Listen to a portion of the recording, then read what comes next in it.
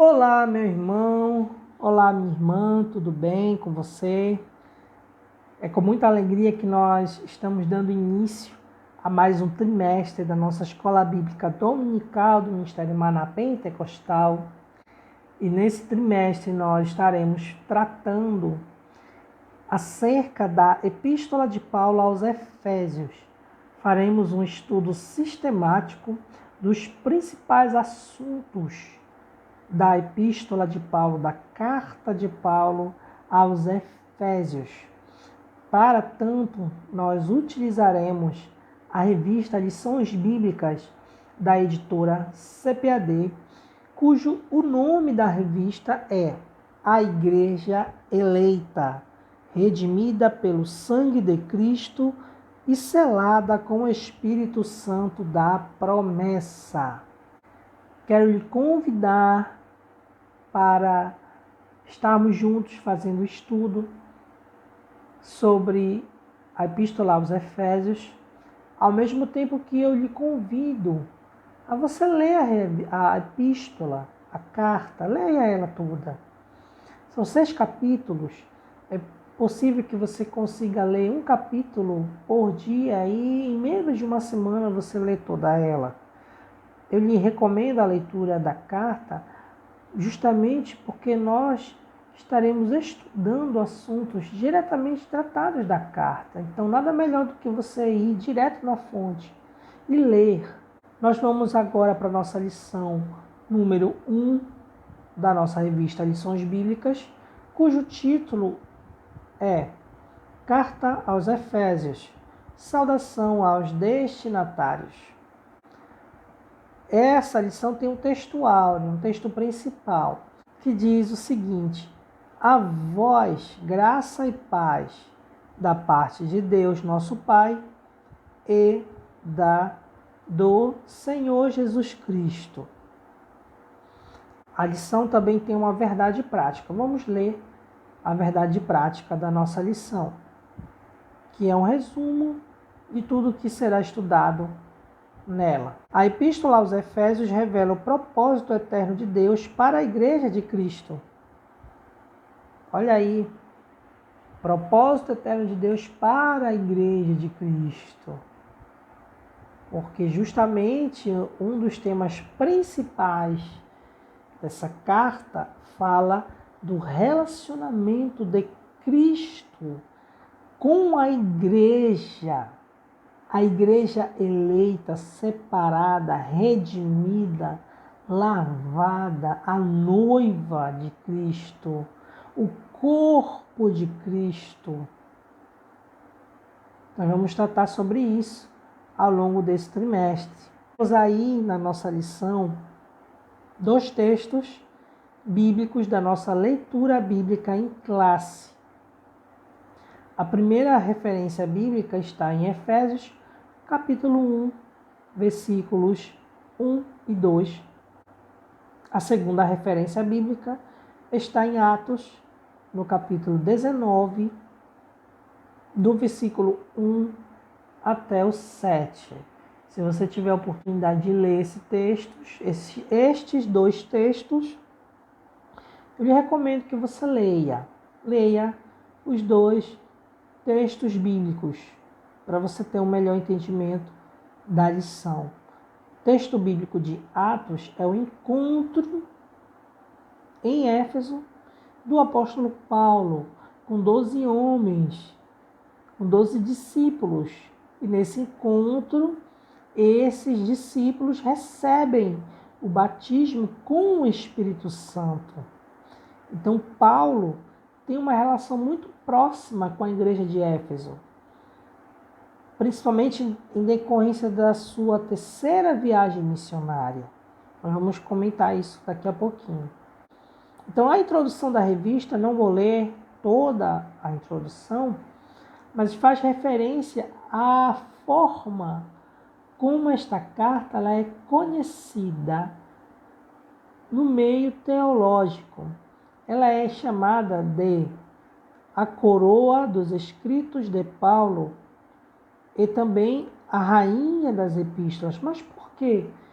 Porque se você observar a epístola, ela possui uma linguagem, uma profundidade inestimável. A forma como Paulo trata temas como salvação, graça, sobre Cristo, a supremacia de Cristo, sobre a igreja, é de uma complexidade e profundidade grande.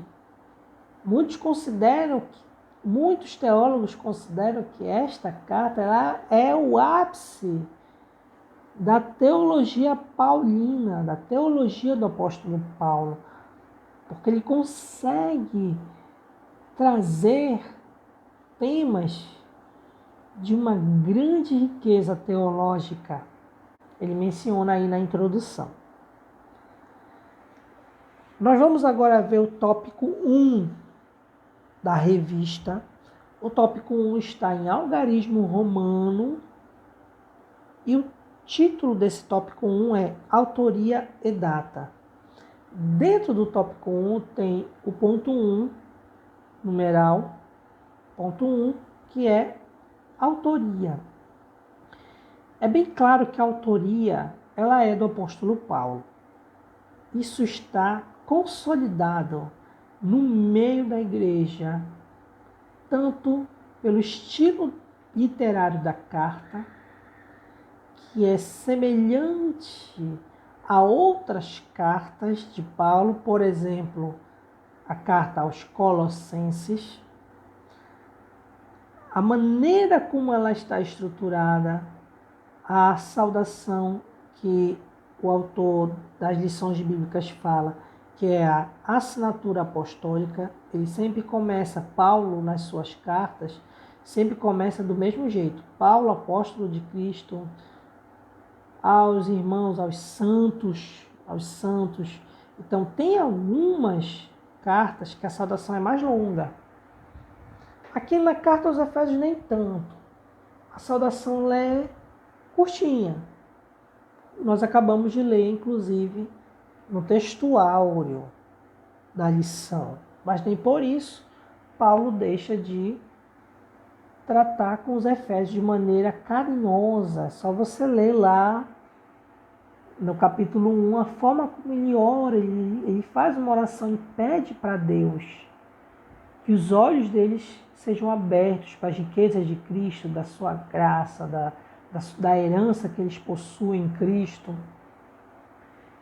Então, ele fala o seguinte, que conforme o costume da época, o autor inicia a carta declarando a sua identidade. É Paulo, apóstolo de Cristo. Ele sempre faz esse testemunho de que ele foi comissionado apóstolo pela vontade de Deus. E lá em Atos nós vemos isso, no episódio em que ele está indo para Damasco.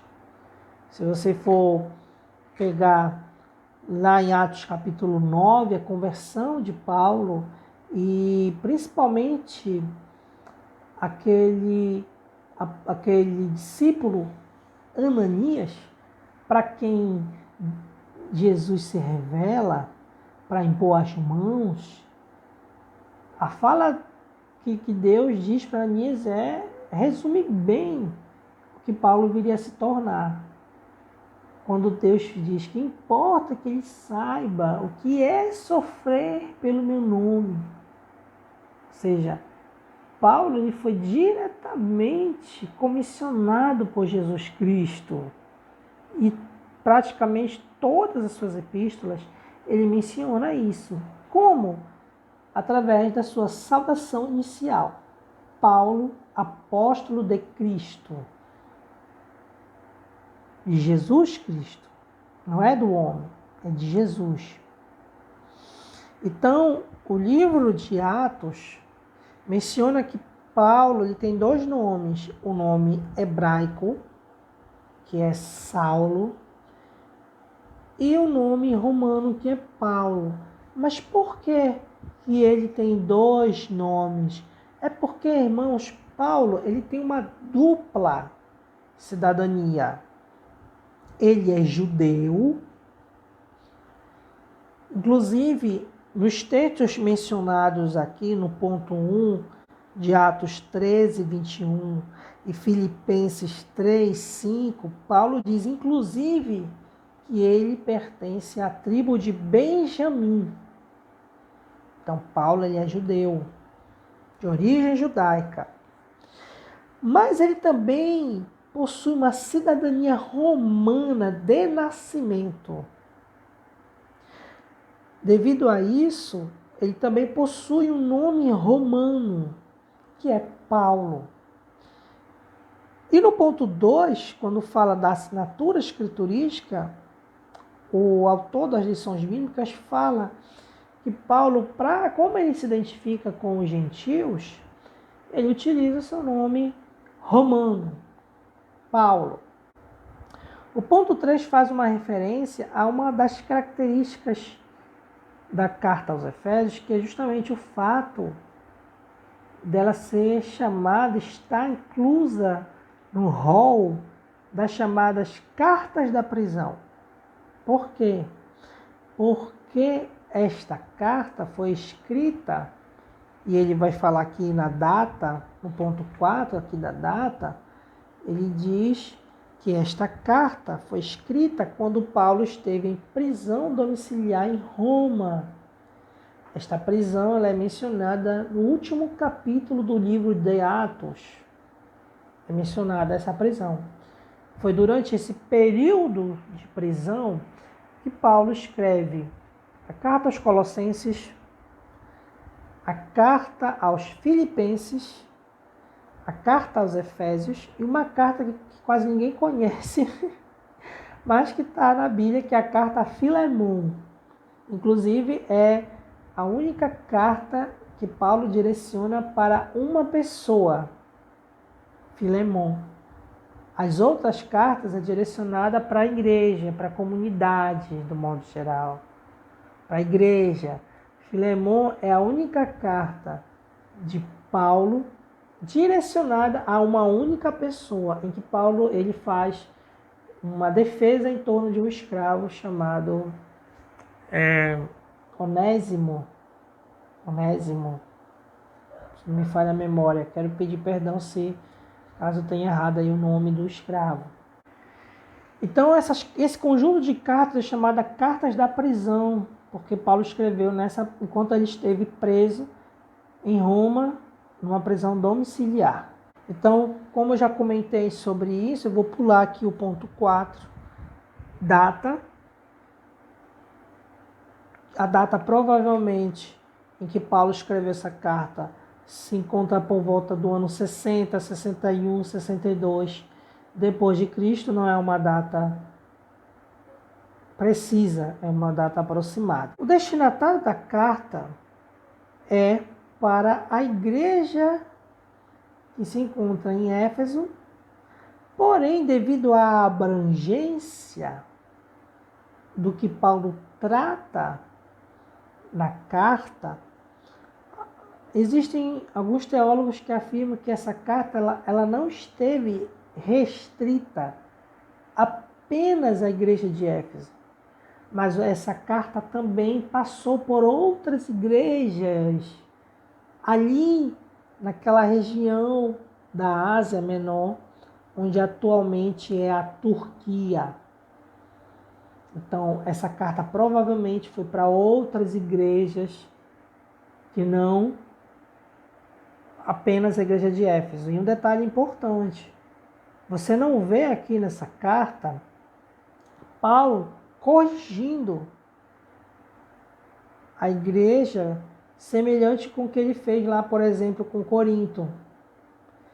Então, é uma carta muito mais preventiva. Por quê?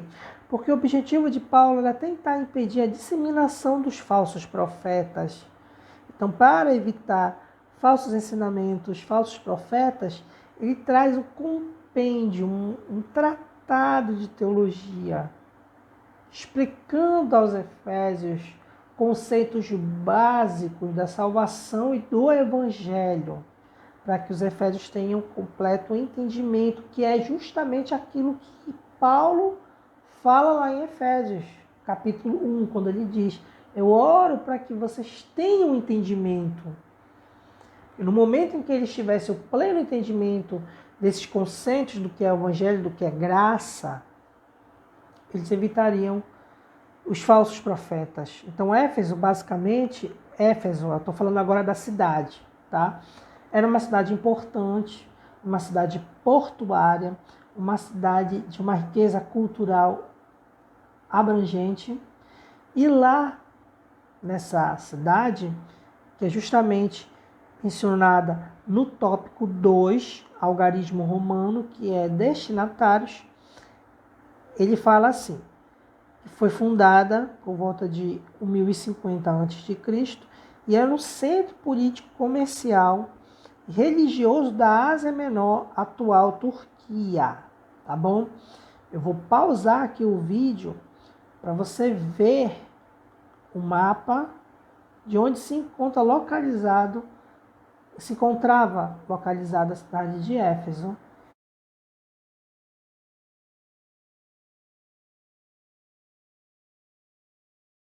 Então, conseguiu, irmão, localizar a cidade de Éfeso? Era naquela região ali da Ásia Menor, onde hoje é a Turquia.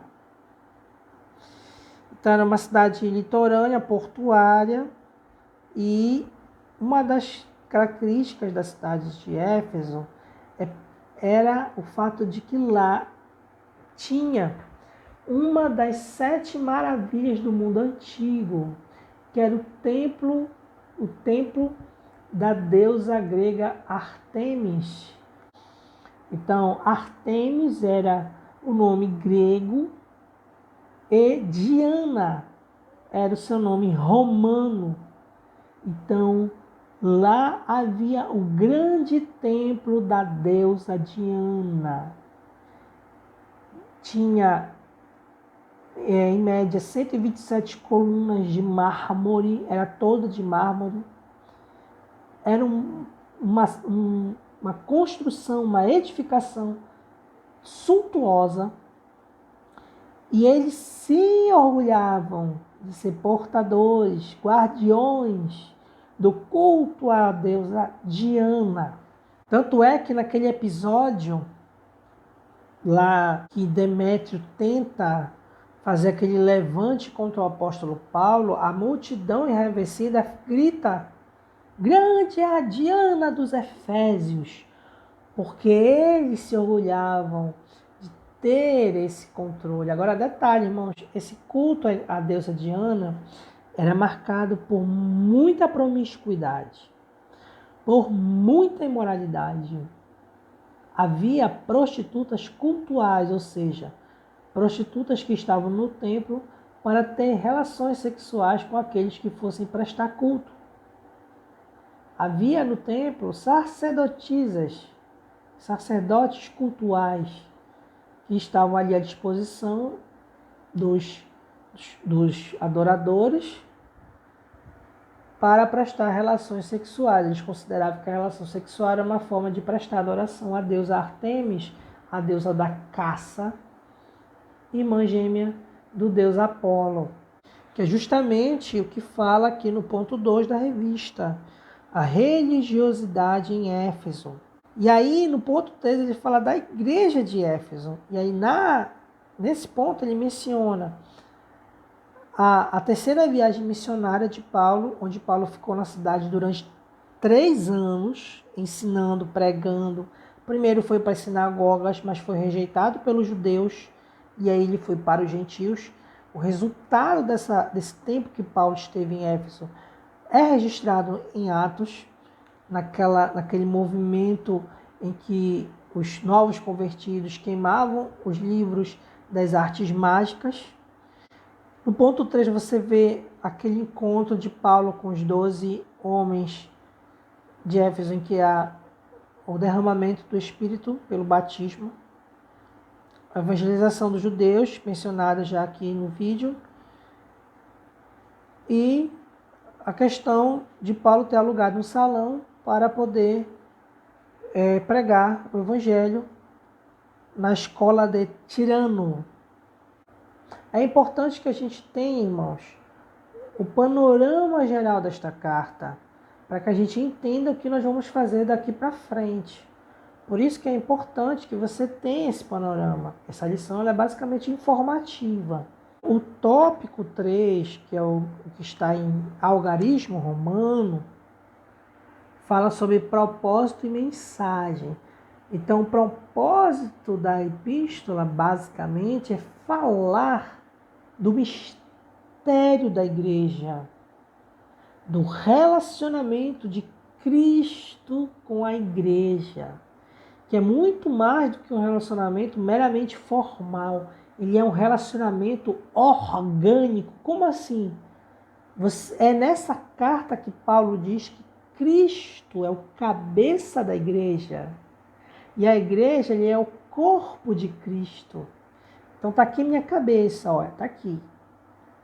O mesmo sangue que passa pelo meu cérebro e passa pela minha cabeça é o sangue que vai para a minha mão, para o meu pé, para o meu peito, para o meu corpo, do modo geral.